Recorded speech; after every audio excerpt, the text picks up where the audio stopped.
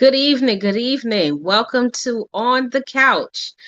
Of course, you know who I am, Dr. April Piercy, also known as Dr. Diamond. So, we are going to have some exciting things going on tonight. I actually have two guests with me tonight, and I'm going to introduce them. And the first person I would like to introduce is Beverly Burnett. She is going to come on this evening to talk to you all about financially, how do you get yourself back on track. She's going to speak the truth, let you know how it is. We all have our ups and downs, and she is going to provide that information to us tonight. Also, what I would like to share is that she is the new co-host of mine here on the Couch. Her name, as you would know it, is Miss Dedication. So, Miss Dedication, if you don't mind introducing yourself, and at some point, you could tell us a little bit about yourself. But if you could just introduce yourself to the world that's watching us. Good afternoon on the couch. This is Beverly Burnett. I am currently in Fort Worth, Texas. And I would like to talk to you guys about financial literacy. I know we're in a pandemic. However, a lot of people were hit hard with the pandemic. A lot of people lost their jobs. A lot of people were laid off. A lot of people had their finances minimized or reduced. So it's important to educate people on financial literacy. We all, at one point or another, go backwards when it comes down to finances, unless you have an airtight financial plan. And that includes a nice nest egg for the savings. And, if you're sharing your finances with someone else, whether it's a partner, significant other, it really, really helps you from falling totally back in the hole. Well, I know from experience, when the pandemic hit, I actually got laid off. So I had to realign my finances. And unfortunately for me, I had to dip into my retirement, which is a super no. I don't recommend that for anyone in order to make ends meet. Because, in the long run, when it's time for you to retire, you have already withdrew a whole bunch of money trying to make it by, trying to get through the pandemic. So financial literacy is important because if you manage your finances right, you'll be okay in the long run. And even if you do fall behind, taking the small steps with getting back on track is important. I know if you go to a lot of financial counselors, they say pay off the larger debts first. No, you pay off the smaller debts first. Then you can work with paying off the larger debts. Once you manage the smaller debts, then you can realign your budget to see what you can actually wiggle into your budget and apply it towards the larger debts. But again, you have to have some sort of knowledge of your finances. And when it comes down to your credit, a lot of people, you hear them say, oh, no, I don't want this hitting my credit. And this may, prevent me from getting a house or a car or, a credit card. That's true in some aspects. You can still get a house and a car, but, with challenge finances, it's going to be at a higher rate. But, if you're in that situation where you find yourself having to finance anything at a higher rate, finance it at the higher rate, and then refinance it once you're back on track with a stronger credit score. I tell people Mhm. that all the time because you hear people, basically complaining about their car note being $600-700. Hey, you know, if that's a need for you, go ahead and do it. If it's not going to break the bank, and then after 1 year, go ahead and do your refinancing. You'll have your credit score up a little bit. You'll be able to shop for better rates. And you can also negotiate when it comes down to your insurance because your insurance is based off of your actual credit score and your occupation. A lot of people don't know that. But when you are applying for different types of insurance, they always ask you, well, what do you do for a living? What's your occupation? That makes a difference in what rates they offer you. So we have to be mindful of how we negotiate things because really the ball is in our court. And again, with financial literacy, if you find yourself falling behind, don't stress about it. It's easier said than done because a lot of people stress about it, lose sleep because I have. I was going crazy. I was like, okay, I was on top. Now look at this. So now I have to regroup and figure this out. Look, the bank, credit cards, um, any type of finance companies, you can always negotiate. They always have a plan. Because think about if you've ever had a financial situation where you had to call the bank and say, hey, look, falling behind on my payments, or you can do it that way, or you can let them call you and, them listen to your sad story about you not being able to pay this because this happened and that happened. At the end of the day, they'll listen patiently to you, tell your story, but at the end of the day, they're still going to come back to you saying, okay, well, I understand and I'm sorry you're going through this. However, we need to figure out a payment plan. What do you think you can afford? So they always have plans, no matter what it is. But again, you have to align your budget. Stay within your means. It's whatever you can afford. If you can afford $25 being applicable towards any bills, go ahead and pay something. Even if you're not meeting that minimum payment, something is better than nothing. Because once you're paying something on it and then you're able to pay more at a certain point in time, you can ask for a review. And if they do the review, they can dismiss all of the past due and say, hey, well, you've been attempting to pay us something and, consecutive for 6 consecutive months. And we're going to go ahead and dismiss all of the past due and we're going to start off with a reasonable payment plan that you can continue on. And then we'll do another review in another 6 months. So it's tricky with credit because, when you miss a payment or two payments, you start pulling your hair out. That's if you care about your credit, but it's always fixable. The things that's not fixable is bankruptcy. Bankruptcy is not fixable because once you do that, the downside to bankruptcy is, um, let's say you stop paying on your cards or you're slow paying for 6 months or so. And then, whoever your creditors are saying, okay, well, we're going to charge you. It's going to be a charge off. I'd rather take that charge off on my credit than the bankruptcy because the bankruptcy stays on for 10 years. Well, chapter 7, chapter 7 stays on for 10 years. So what you don't want to do is have something on your credit report such as a bankruptcy because not only do it lower your credit score, it lowers it 150 to 200 points. Nobody wants to finance you with a bankruptcy. You can get financing, but they're going to offer you something like a Ford or, a Credit One credit card and something of that nature or Fingerhut. You don't want that. Just go ahead if you're going to, have credit issues and be slow to pay, just go ahead and be slow to pay. That will put you back on top quicker because, again, in most cases, with your credit being unpaid, whether it's a credit card that you decided, hey, look, I'm not paying this 4,000 or 5,000 on it. I just don't have the money. I'm falling on hard times or whatever the situation is. Just let it go and you work on it later on because after 7 years, it's supposed to fall off your credit report. However, you have companies that resell their debt or they sell their debt to collection agencies. It's up to you whether or not you want to negotiate with that credit agency. If you want to, you can say, hey, I know you just bought this debt from Bank of America. I will make a payment arrangement. You're obligated at that point if you agree to start a payment plan with a collection agency. You don't have to because that's not where your original debt is with.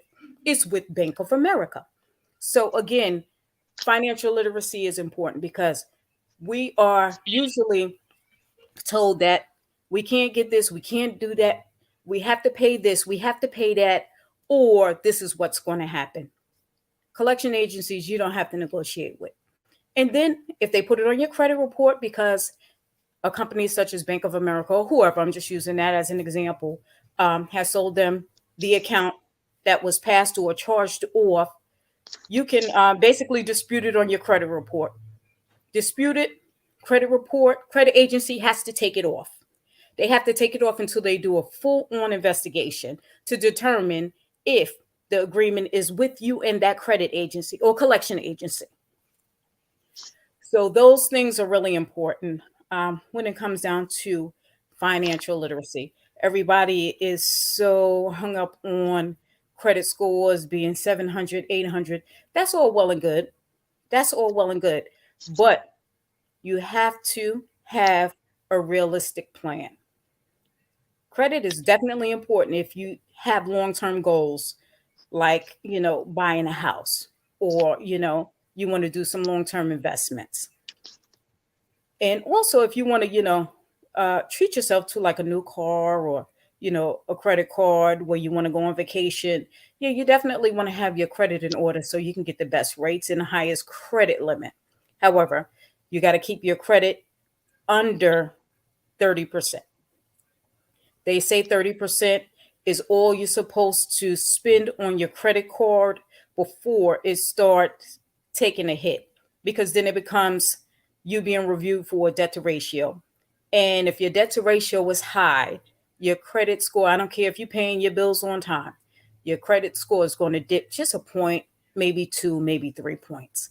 But if you keep your credit usage within 30%, you'll be fine in the long run. Okay. All right. So, Miss Dedication, I'm going to come back to you with some questions. You provided a lot of information to our listeners, so I'm sure that they have questions that I will be able to ask you. Okay. So, before we move further into asking you questions, I want to bring on our next guest. And our next guest, her name is Janetta Warren. And she too is our new co host. And you will know her as Miss Resume Queen. Why? Miss Janetta is going to tell you why she is Miss Resume Queen. Welcome to On the Couch, Janetta. Tell Thank you. us. Thank you. Tell us about yourself and what you're doing right now.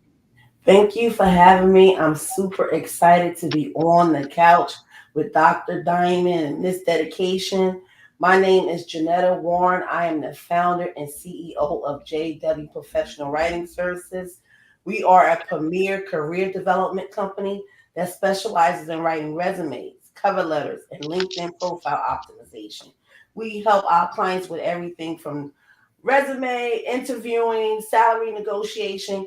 I am so obsessed with helping clients level up in their career. So this is really important to me. That this is just not about resumes for me. It's about families and people leveling up so they can live sustainable lives. I'm excited to be a part of this. Looking forward to the candid conversations that we're gonna have. I love Miss Dedication, her information that she provided, and she even led way to what I do. She said that your credit score and all that is connected to your job and insurance when they ask you what do you do.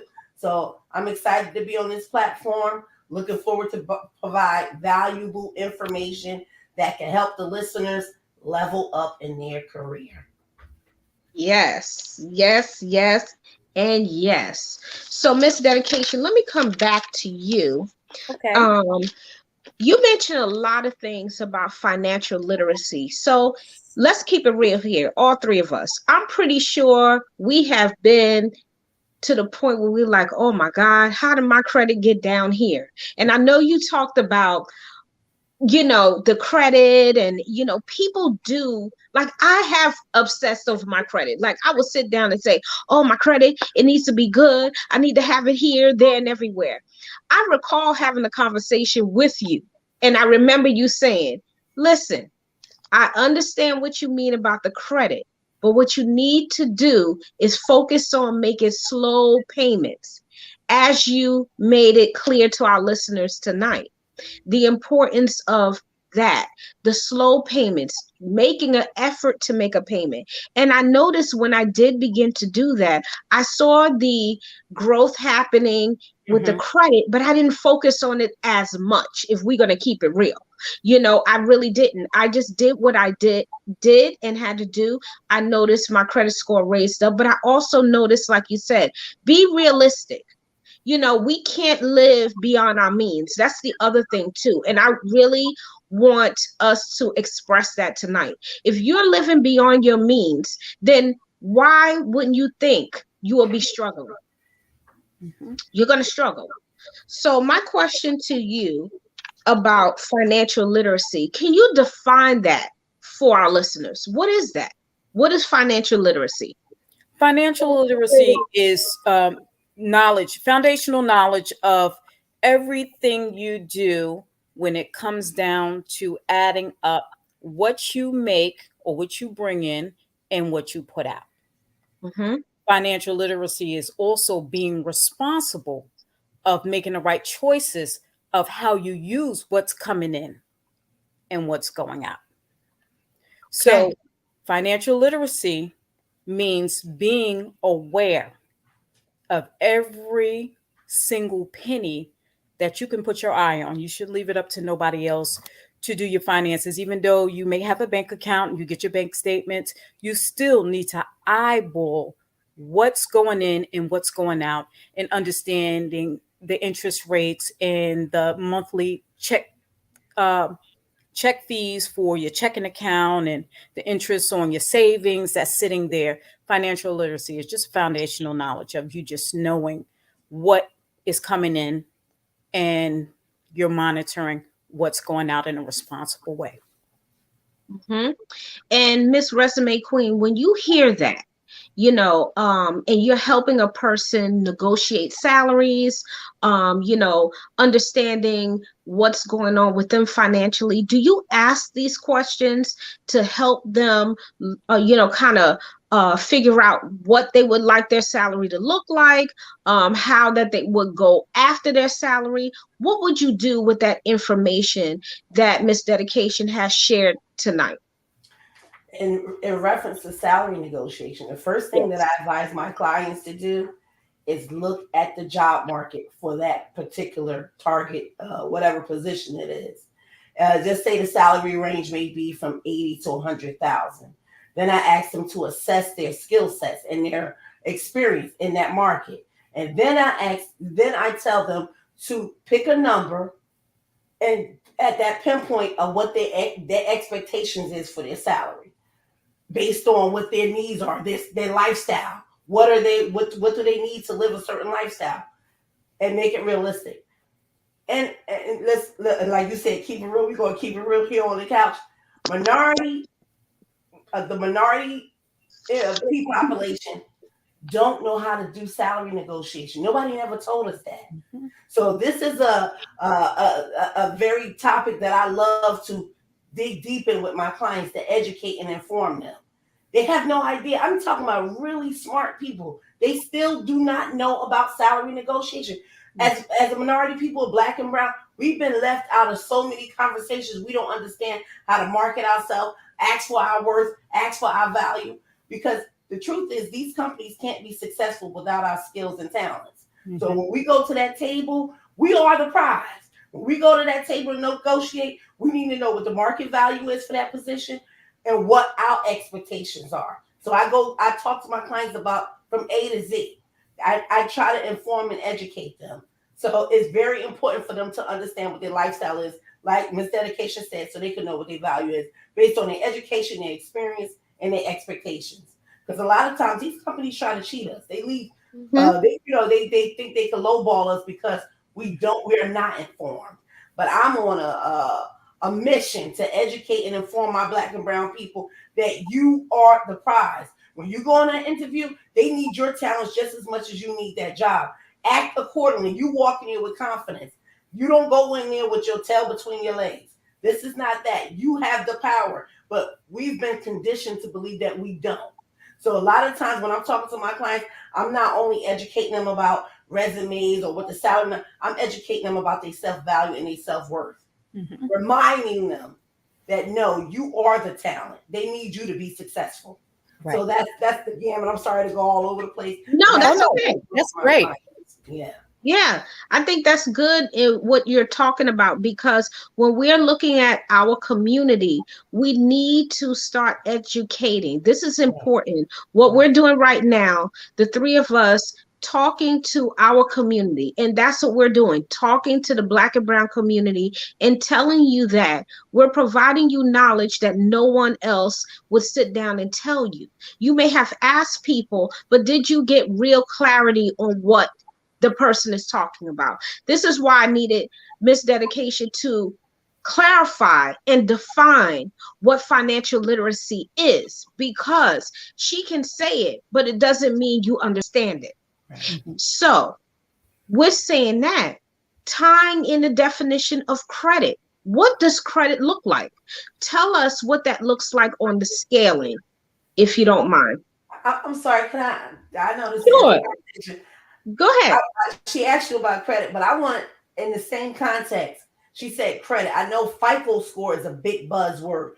Can you, when you talk about what Dr. Diamond has asked you the question, can you also define the difference between a credit score and a FICO score? Well, a FICO score is basically what they use from all three credit bureaus. That's the FICO score: Experian, Equifax, TransUnion. That's your FICO score. Uh, it's very rarely that all three of them are identical. It may be off by a point or two or 10 points or whatever. Your actual credit score can be included with Vantage or with what is that? I'm trying to think. There is a credit karma, Mm-hmm. credit karma, credit karma. That's a credit score. Okay. Vantage, that's a credit score. FICO is Equifax, TransUnion, and Experian. Now with Credit Karma, you can compare that to your FICO scores, and there's a vast difference. A vast difference. Now, when you're going to apply for a credit card or any type of loan, they're not going to look at the credit score coming from Credit Karma or Advantage. They're looking at one of the FICOs from either TransUnion, Experian, or Equifax. So that's the difference between the credit score and the FICO score. The credit score is just an estimate, just based on all of the stuff that they see on you, your debts, what you have, your loans out there compared to your income. So it's just an estimate of your debt to income ratio. All Mm-hmm. right. Thank you for that Okay. clarification. Thank you. Yes, I appreciate that. So, uh, let's talk about resumes. So I want to kind of switch gears a little bit on resumes. The importance of a resume. Can you define what is a resume for those that are listening to us tonight? All right. There's many definitions to a resume, but I'm gonna give you my definition. Resume is a document that is it's a living document that is a powerful marketing tool. To me, it is as powerful as a degree because it does not matter what type of education you have or experience you have. If it does not showcase your value to employers, then it's not going to get you in the door. A resume is the first introductory you'll have into an employer. It needs to wow them. It needs to show that you can do that job. I'm going to back up a little bit and explain. Back in the day, I'm old school. You can find a resume, a job on where newspaper, whatever. It's totally different now. Mm-hmm. There's artificial intelligence that is being used through companies. 95% of the Fortune 500 companies use it, and the middle companies use it as well. It's artificial intelligence. It's called the applicant tracking system, ATS. And what this applicant tracking system does, because most human resources department at what, maybe 10 to 15 people at best, if they every job description that goes up, every posting, there's on average 250 people applicants. There's no way they can handle that volume. So they use that artificial intelligence. And if you're talking about big companies like Google, they get 2,000, 3,000 applicants for one position. So they need this artificial intelligence. This is how it Yes, works. that's true. Based on the job description and based on your resume, your resume have to have keyword optimization There you to match go. the job Yep, description. If it does that's not right. match that job description by 80%, it goes to a black hole. The moment you That's upload your exactly right. resume into the system, and it goes to the app, it goes to the applicant tracking system, the artificial intelligence. As soon as you upload it, every job say please upload your resume. It goes to the Yes. applicant tracking system. If it does not pass that keyword optimization by 80%, human eyes never see it. So resumes have two jobs. A person like myself that's designing resumes, actually three jobs. One, to get that applicant past that artificial intelligence by using those keywords for that job description. The resume needs to be loaded with keywords that match that job description to get past. Two, when the hiring manager or the recruiter get that resume in their hand, they need to be wowed. You need to have showcase all of your talents. Here's time to brag a little bit on yourself, your expertise, the value that you can bring. Yep. Get that interview invite. So it's a whole system. You have to be very strategic now with looking for job searching is Yes. challenging. It So absolutely. the reason why I wanted to create JW Professional Writing Services, because I wanted to be a resource for people, job seekers along their career journey, educating them about how to be strategic. Because if you could, most people that come to me, by the time they come to me, they beat down, they worn down, they kind of got some depression, as Dr. Diamond, because they feel like, oh, I done sent out 100 resumes and nothing is happening because they wasn't intentional and strategic with their job search. You have Yes. to now you got to beat the competition. What I do is make sure my clients outshine the competition, resumes while they're recruiters, and attract hiring managers and recruiters and hiring managers. But it's just not your resume. You talking about resume? It's the professional brand. Everything you have to be strategic with everything. Professional branding. Mhm. Your resume is your first introduction to an employer. Your LinkedIn profile is your second. Because the moment they get that, you get past that applicant tracking system, they're Googling you, looking up your LinkedIn. So it has to be Absolutely. a cohesive brand, cohesive professional branding. That is what I do. I try to get my clients to understand the whole life cycle of career branding, career development, because you got to understand all of it. If you don't know the rules of the game, you can't win. So you got to Yes. be educated. We don't know what we don't know. Like I was saying about people don't know how to do. My clients, most of my clients don't know about. Um, my mind is going all crazy. Most of my clients don't know about salary negotiation. We don't know what we don't know. That is my job to educate and inform them. And I love what I do because I got 3 texts this week. My client said I got the job offer. I do a happy dance because that makes when my clients win, I win. So Yes. yeah, I hope I answered your question. Yes, yes, you did. Yes, Miss Dedication, do you have any questions for Miss Resume Queen? You have anything for her? Because No, we're because bouncing off of each other. So, if you have any questions, feel free to ask, because that's what we're here to do too. Ask each other questions so we can get more information out there. So, realism. So, when we think about realistically, like you said about your credit, being realistic with making a plan, being realistic when it comes to your resume, because we have to be realistic here. You cannot put on a phony a mask on and thinking no one will see through that. well, Okay. let me See, interject. Let me interject on that one. okay. As far Okay. as resumes are concerned, just being a Uh-huh. government employee, that kind of bends the truth a little. And I'll say this: me Okay. with the many years of working in the government, now Miss Janetta was totally right. Your resume is basically a snapshot of who you are. So, Mm-hmm. the system picks up those keywords. However, you can defraud the system by putting in those keywords, and that's not Yeah. exactly who you are. And I'll say this because I've had a lot of experiences with my government coworkers. They had bomb resumes, but when it came time to show up, they knew nothing. Yeah. And I'm like, Yes. oh my gosh. And I say this all the time, and I'm not trying to put anybody on blast, But I trained somebody as an accountant who didn't know what a short-term liability is. A short-term liability is something you owe within 1 year. So how are you hired as an accountant if you don't know what a short-term liability is? A long-term liability is anything over a year that you owe, like a car note or a home or whatever. Mhm. This person did not, her resume was bomb, but she knew nothing. I And wonder if I did. yes, no, you didn't do it, but this is, I shouldn't say this because this is recorded. But as a matter of fact, I'm not going to say it. All I'm saying is some people do defraud the system by putting Yeah, things in their resume that doesn't reflect them. It really yeah. makes them look really good, but you know, the skill sets don't match that resume when it's time to get in that cubicle and get the work. So, Well, Bev, I'm gonna have to, as a resume queen, I'm gonna have to counter that what you just said. Now that okay, may be true.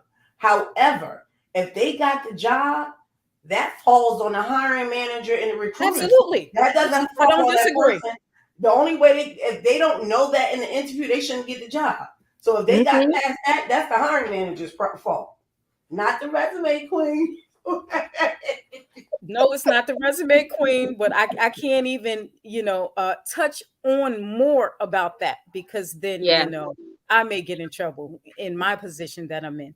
But I'll right. say you're right, Yeah. Miss Janetta. You're definitely right. Uh-huh.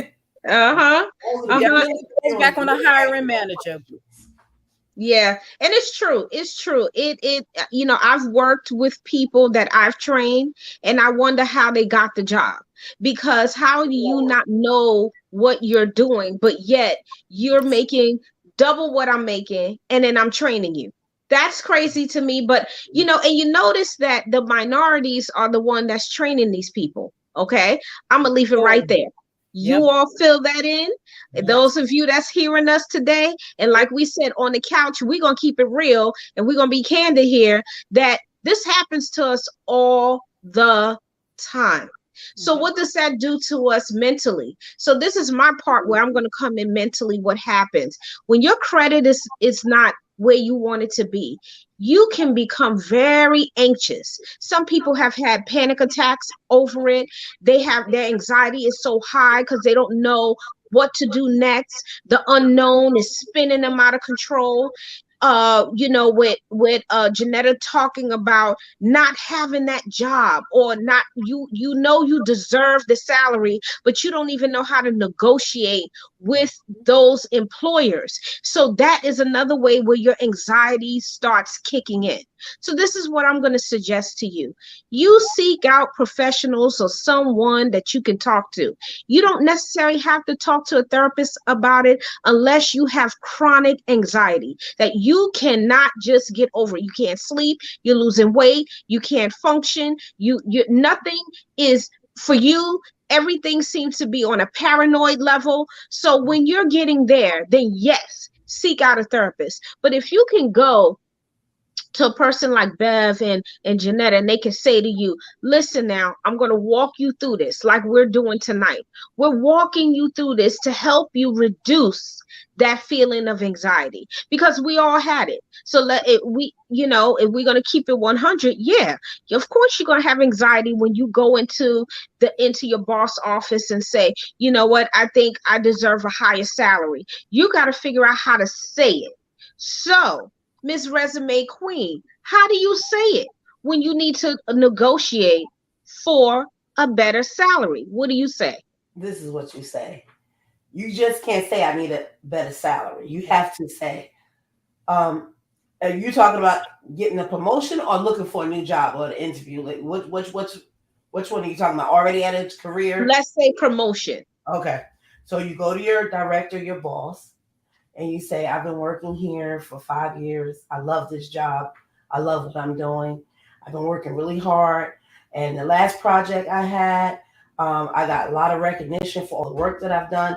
In the past 5 years, I contributed I saved the company, just say $10,000. You talk about facts Hmm.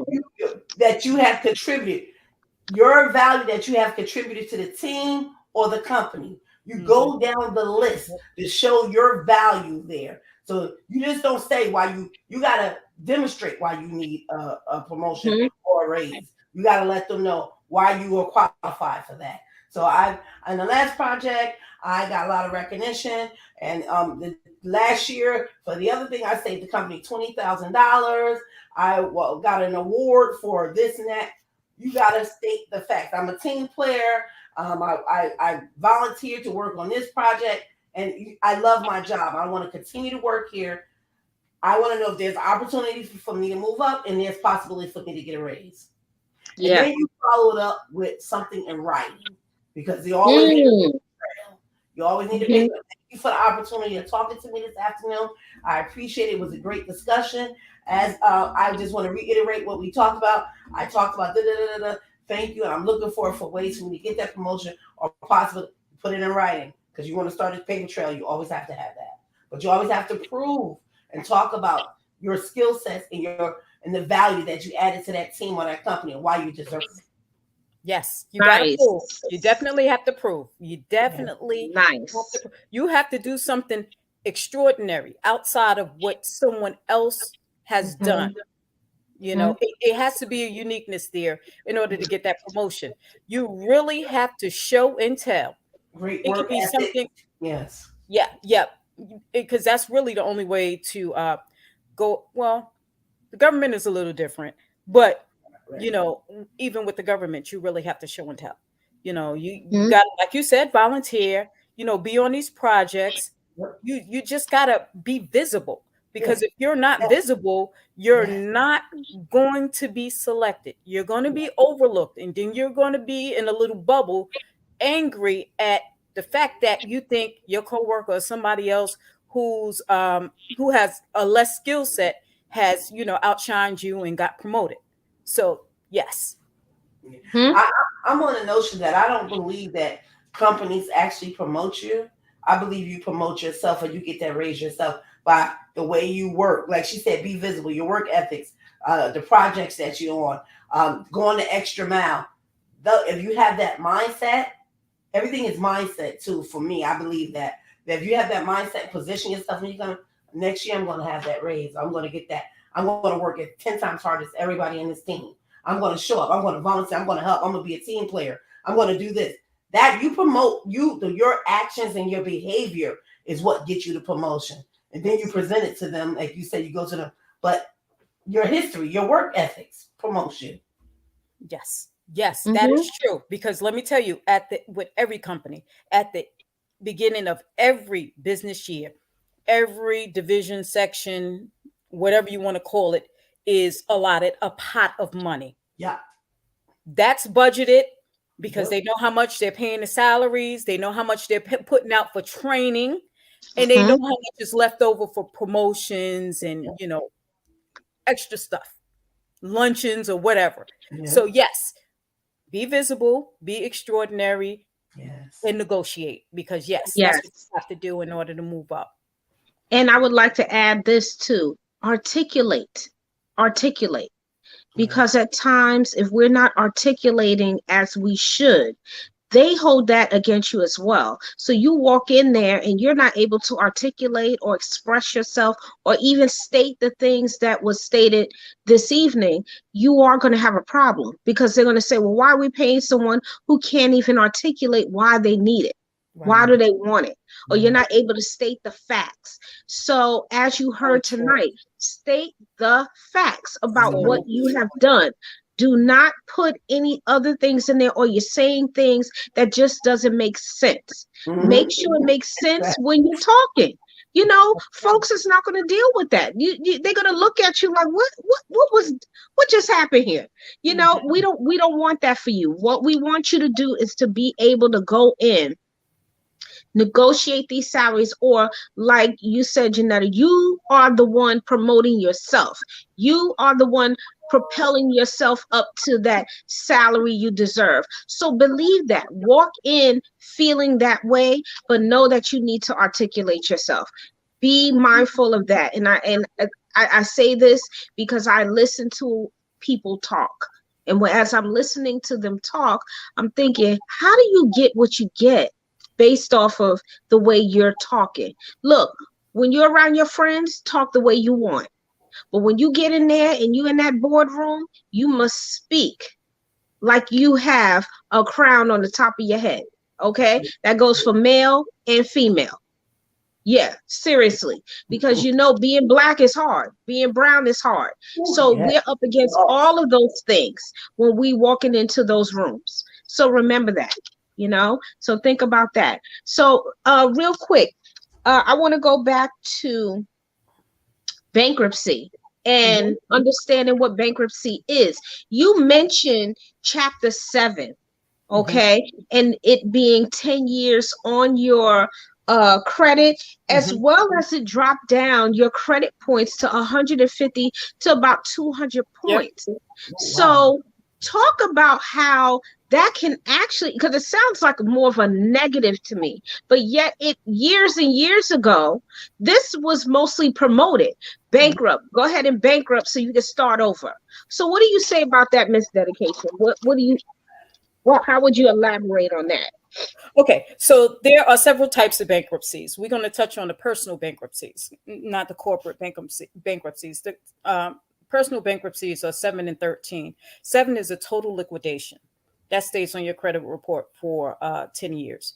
13 is just a debt realignment. It stays on your report for 7 years and it'll drop off, but it's just a debt alignment. But the damage is still the same when it comes down to lowering your credit score by 150 to 200 points. And when it comes down to bankruptcy, a lot of people, well, just based on people that I've spoken to, um co-workers, they did bankruptcies after they went out and got their house and their car, because at that point it didn't matter. They had 7 to 10 years to fix their stuff. And that worked for them. They knew they had to keep their head above the water 7 to 10 years. But look how they capitalized. They got their materialistic stuff, or the stuff that they needed, such as, their shelter in place, so that, they can live the lifestyle that they wanted to live until they realign their finances within that period of time. Do I recommend it? Every individual is different. I don't know everybody's situation, but Right. again, you have to look at what you need to do and the possibilities of something happening, and you having to plan a plan B within that 7 years or that 10 years, depending on what type of bankruptcy you have. Mm-hmm. But you never know what's going on with an individual. What I will say, these debt relief programs, don't do them. Don't do Right. them, because all they do is do the same thing you can do. Mhm. Negotiate. You can call a bank, credit card company, Mm. finance company. You can do your own negotiations. The Mm-hmm. debt relief companies, what they do for you is they say they're going to reach out to all these creditors and they're going to negotiate for a lower payment and put you on a payment plan where you're paying them monthly. But what they do is hold on and put your money into escrow for 30 days, 60 days, 90 days, 120 days. They're holding on to your money until there is actually a charge off, so you can start paying them. And that's another hit on your credit report. Why even go through the debt report, the debt credit agencies? Don't do it. Debt consolidation. It's not even worth it. You can call these companies up just like they can call. You can negotiate. They'll take something. Even if they say they don't have a payment plan for you, go ahead and pay what you can. Be Mm-hmm. consistent on the slow payments. That's better than no payments at all. Mm. Mm.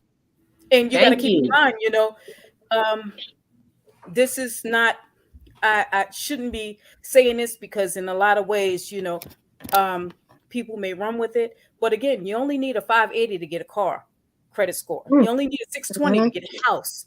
But Mm-hmm. it's just ideal if you have a higher credit score, so you don't have higher payments, and that you can be comfortable and not pay all this high interest. Mhm. Right. Yeah. Right, exactly, exactly. So, with the two of you, of course, being co-hosts now, we will be revisiting these particular areas again. So we will be talking about, again, financial literacy. What do you do when you are branding yourself so you can go out and get your resumes done, and how to do it properly? So, remember, we're going to be around. You can reach out to us. You see the information going across the banner.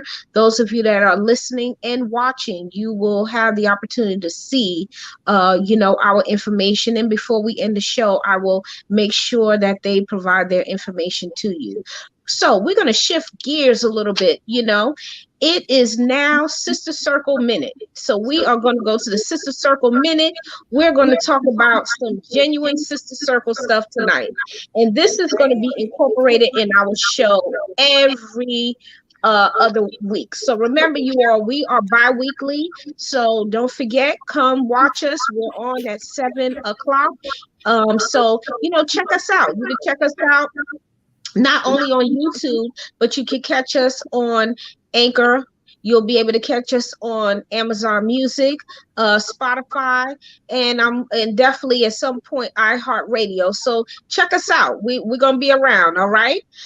So sisters, tonight let's talk about what is genuine sisterhood. Mm, How that's a do good you define question. that? That's a good question. If I could go, you got an order for us? Okay. No, you can start. Whoever. I believe it's a safe space you have with someone where you could be vulnerable emotionally. You could be your true authentic self and not feel judged. And it's like a good old blanket when you feeling, that you can wrap around that sisterhood that just feel good to you. That's what it is to me. Yes, I Hmm. agree. It is a safe haven. It's a safe haven with like-minded people who you have an instant connection with.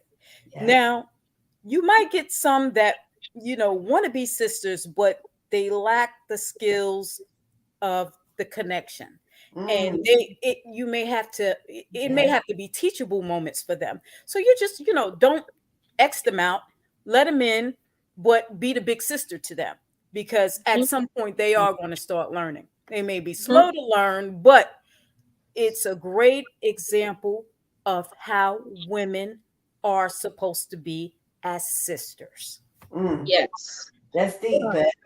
That's very deep. And truth is also comes with sisterhood. And you have to be willing to be a receiver. Okay. So sometimes truth hurts, but Hmm. you need to hear it sometimes, Yes. uh Yep. just to align yourself back in order, because sometimes we out of order. We walk around, we out of order. No one wants to check us, but you might have that one good sister that's going to come across and say, no, I'm checking her tonight. I'm Yeah. not letting her get away with no more stuff. She's not going to be talking to people all types of way, and I'm going to deal with her tonight, and I'm going to do it from my heart because I care that much about her. Yeah. Sisterhood is about that, that genuineness of what you're going to do to help another sister. It's just simple things like this. If you all, like, say we're going out somewhere, going somewhere nice, club somewhere like Wilson's. There's a very nice soul food place that has music. Okay. But one of us is not dressed properly. Are you her real sister? Would you tell her that I think you should change what you have on, or maybe let me help you alter it, what you're wearing? Would you do that? It depends on the relationship. If she my real sister, if it's somebody that I consider that I really love and concerned about, yeah, I would tell them. But if that relationship hasn't reached that level, it has to be a level Yeah. for me. And if it's at that level, I'll say, sweetie, come on, boo boo. Now you need to change that. Even if it's in a joking way, I'll tell her, but it will be delivered with love. That's Yeah. what sisterhood needs. When you deliver stuff, it's the delivery. If you try to tear me down or build me up, which one is it? Mm-hmm. Ooh, you speaking of tear down, build up. Okay. There's a lot of us who like to tear each other down. Let me tell y'all something, and I'm gonna get a little closer to the camera. Sisters, y'all have a problem with that. We got problems. You know why? We will tear each other down quicker than we will build a person up. I will Yep. talk about you Yep. behind your back, drag you across the coals, but never will have the gumption to go to your face and say what I need to say. Well, look, you got the right one, because if I got a problem with you, I'm more than likely I'm coming to talk to you. Okay. I'm not going to tear you down. What I am going to do is speak my truth, because I need to tell you what is on my heart, what I'm dealing with, why I feel that you offended me in a certain way. If I can't tell you that, or at least try to have a conversation with you, at least I attempted. I'm not going to keep putting the olive branch out there if you don't want it. Exactly. Okay. I'm not doing that. But what I will say to us, stop it. Stop. What Yes. are you getting out Stop. of tearing another sister down because she might have red bottoms on? So what? That's Right. her If you business. want it, Exactly. That's her work business. for Exactly. it. Work for it. Exactly. Right. Stop being jealous.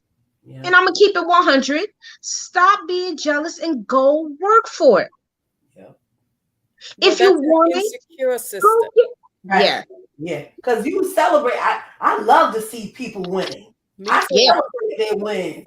And you know, that inspires me. Instead of having envy or jealousy, be inspired. Be Be inspired to keep that inspired. Yes, be inspired. Because I tell you, the chattiness and the gossip and tearing other sisters down, that makes me totally uncomfortable. Oh, it I turns don't me like it. completely off. Yes. right, Mm. right, right. How can you be in a circle with people that pretend to be one way and they're actually a different way? You have a lot of phoniness that happens. And my thing is, if you don't like me, cool. I can live with that, because you guess what? A lot of people won't like you. That's life. Right. But no need to tear me down or say things that's not true. So untruth is another thing that tears a person down, because I can gossip about you, but I have no real facts. I'm just going off of what I think I know about you. Mm. Well, it's better if you come and find out about me Hmm. before you make up things that's not true. Then it becomes that high school thing where you're going back and forth. No need. No need. I would say this, as a professional therapist, talk to the person. Yep. You don't need 50 million people to talk for you. No. If you're grown and you see that you're grown, you're taking care of yourself, you're married, you have children, you over a certain age, go talk to the person. Just do that. And Yep. again, if you still don't make headway, at least you try. We At try. least you try. Yep. No need to tear another person down. No need to have any envy in your heart. And if you feel that Exactly. there's insecurities that you have, and we all have them, just say, I need to work on me. Because one thing you have to remember, and this is for everybody across the board, you have one finger pointing out at that other person, but three of them are pointing back at you. Yes. Check yourself Yep. and stop telling somebody else something that you need to tell yourself. I'm just speaking truth here, sisters. I'm just speaking truth. That That's is so all. true. But some women have to be, taught. That's Hmm. because they don't know no better. Mhm. We Yeah. all are flawed. I consider myself perfectly flawed. Forget it. That's just what it is. But again, some people are not approachable. That's why they hide behind, telling this person that instead of Yeah. directly going to the person. They don't have that in them to be a realist and say, look, hey, can I talk to you about something that's on my mind? Hmm. Okay. I mean, I'm a little different because, tell me what your thoughts are, because I'm gonna tell you what my thoughts are. Yeah. So Yeah. I'm just saying. But a lot of times it's learned behavior from their family dynamic Yeah. Absolutely. that they don't know. So when they Yeah. come across women like us who keep it real, keep it 100, ain't going, no jokes and no games, they may not know how to receive that because they did not have that example growing up. Is learned behavior, how to communicate. Mm-hmm. Mm-hmm. Mm-hmm. Absolutely. Exactly. That's Redirected. right. That's right. Yes, That's it. redirected. Yep. Yep. That's right. So that Because is truth. yeah. That's truth. That's truth right there that you spoke on. So, we just our sister circle minutes, we gonna keep it real and we're gonna bring some truth. And again, you can reach out to us. You see the information scrolling through. If you have any questions about tonight, listen. There's an on the couch page. Go to the page. Write your question to whom you want it to go to, because when we come back on, those questions can be answered.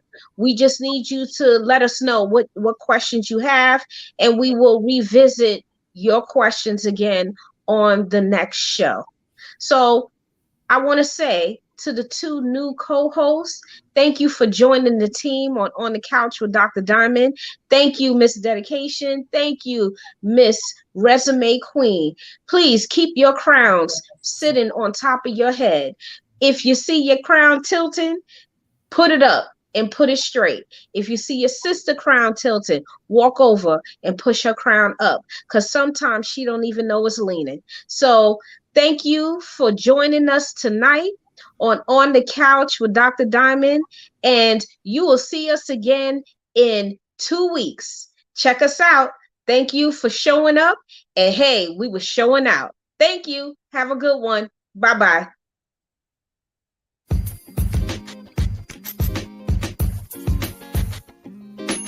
Thank you for joining on the couch this evening. Be sure to follow us on Facebook and Instagram, and if you want to contact Dr. Diamond, you may reach her at candidconversations.dr.d@gmail.com. Have a great evening, and we will see you on the next show.